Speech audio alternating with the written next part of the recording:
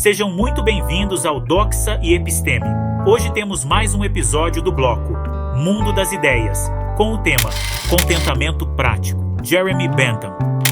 Se algum dia você visitar a University College London, pode se surpreender ao deparar-se com Jeremy Bentham, 1748-1832, ou pelo menos com o que restou de seu corpo, em uma vitrine. Sentado, ele nos encara diretamente, segurando entre os joelhos sua bengala favorita, apelidada de malhada.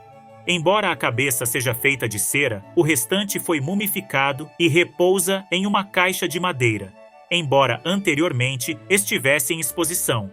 A visão de Bentham era de que seu corpo real, a que ele chamava de auto-ícone, seria mais eficaz como memorial do que uma estátua.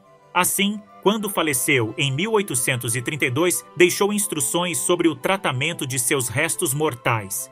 Essa ideia nunca se popularizou, ao contrário do corpo de Lenin, que foi embalsamado e exibido em um mausoléu especial. Algumas das concepções de Bentham eram pragmaticamente orientadas. Tome como exemplo seu projeto de uma prisão circular, o Panóptico, descrito por ele como um moinho para transformar vagabundos em pessoas honestas. Uma torre de observação central permitia que poucos guardas vigiassem um grande número de prisioneiros, sem que estes soubessem se estavam sendo observados.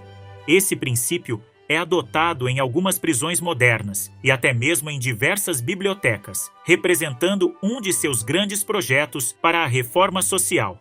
No entanto, mais significativa e influente foi a teoria de Bentham sobre como deveríamos viver, conhecida como utilitarismo ou princípio da maior felicidade. Essa ideia afirmava que a ação correta é aquela que resulta na maior felicidade. Embora não tenha sido o primeiro a sugerir essa abordagem moral, Francis Hutcheson, por exemplo, já a havia proposto, Bentham foi pioneiro em detalhar como ela poderia ser implementada. Seu objetivo era reformar as leis da Inglaterra para tornar a maior felicidade mais provável. Mas o que é felicidade? As diferentes interpretações do termo parecem variar entre as pessoas. A resposta de Bentham era direta. Tudo se resume ao que sentimos. Felicidade é prazer e ausência de dor. Quanto maior o prazer ou a quantidade de prazer em relação à dor, maior é a felicidade. Para ele, os seres humanos eram simples. Dor e prazer são as grandes orientações de vida que a natureza nos concedeu. Buscamos experiências prazerosas e evitamos as dolorosas. O prazer é a única coisa intrinsecamente boa. Queremos todas as outras coisas porque acreditamos que nos proporcionarão prazer ou ajudarão a evitar a dor. Assim, desejar um sorvete de creme não é algo bom em si mesmo, mas é provável que nos proporcione prazer quando o saborearmos. Da mesma forma, tentamos evitar queimaduras, porque seriam muito dolorosas. Medir a felicidade pode parecer um desafio, mas imagine um momento em que você se sentiu verdadeiramente feliz. Como descreveria essa época? Seria possível classificar essa felicidade com um número, como um 7 ou 8 em 10? Por exemplo, recordo-me de uma viagem de balsa saindo de Veneza que eu classificaria como um 9,5, talvez até um 10. O piloto deixando a cidade com o sol se pondo e minha família se divertindo às risadas. Uma experiência memorável. Não parece absurdo atribuir uma nota a experiências desse tipo? Jeremy Bentham certamente acreditava na quantificação do prazer e na comparação de diferentes prazeres na mesma escala. Ele denominou esse método de cálculo felicífico. Para calcular a felicidade, primeiro avaliava-se o prazer que uma ação específica proporcionaria, considerando sua duração, intensidade e a probabilidade de gerar outros prazeres.